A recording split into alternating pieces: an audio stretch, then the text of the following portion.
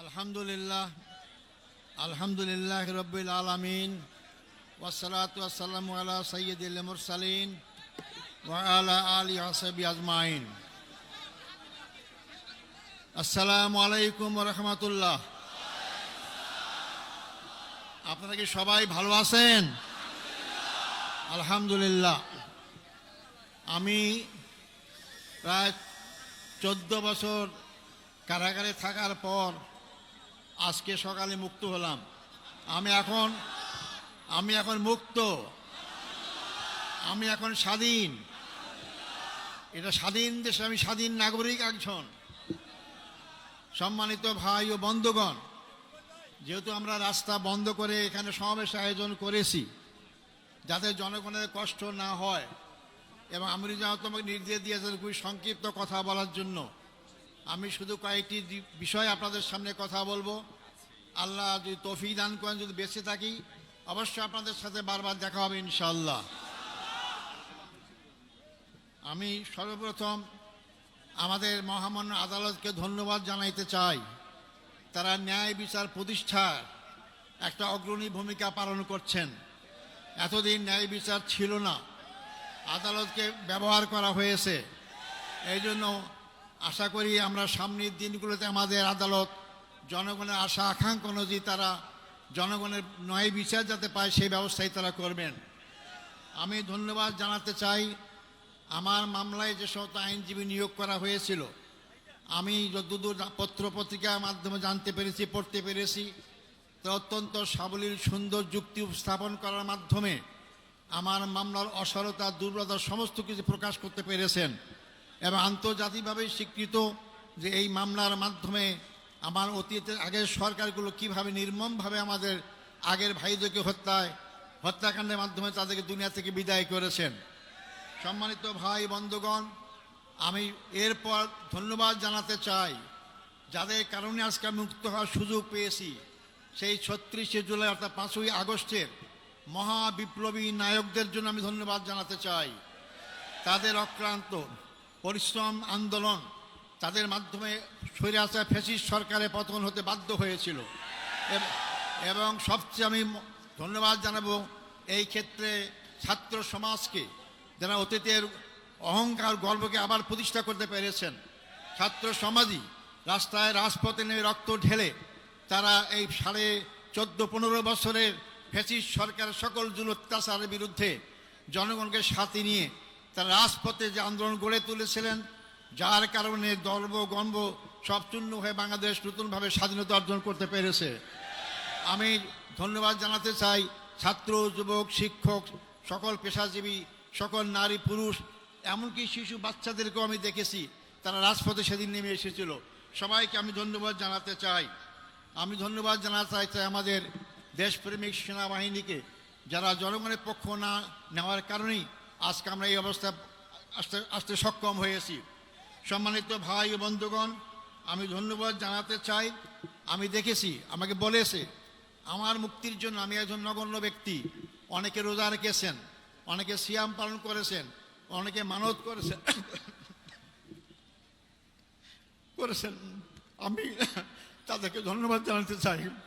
হয়তো ওটা ইসলামী আন্দোলনকে মহব্বত করার কারণেই, ইসলামীকে ভালোবাসার কারণেই, এটা অবশ্যই তারা ধন্যবাদ পাওয়ার যোগ্য। আল্লাহ তাকে উত্তম যাজা দান করুন। ওয়ালটন আবারও মিলিয়নিয়ার অফারে ওয়ালটন ফ্রিজ কিনে আপনিও হয়ে যেতে পারেন মিলিয়নিয়ার।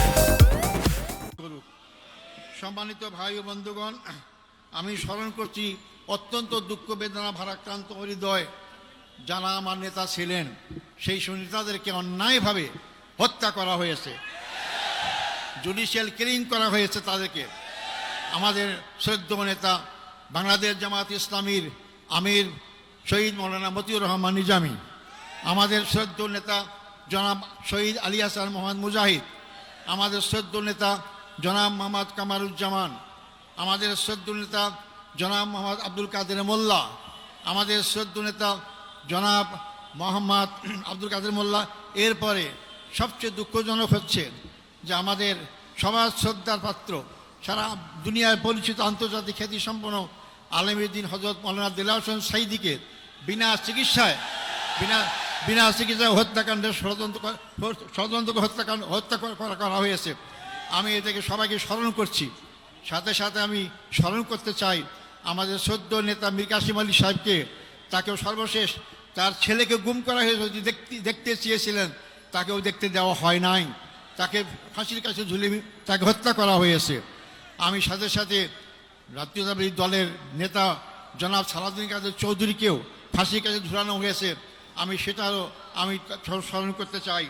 সম্মানিত ভাই বন্ধুগণ, আমরা এর মধ্যেও হারিয়েছি জেলখানায় আমাদের সেই শ্রদ্ধেয় নেতা অধ্যাপক গোলাম আজমকে।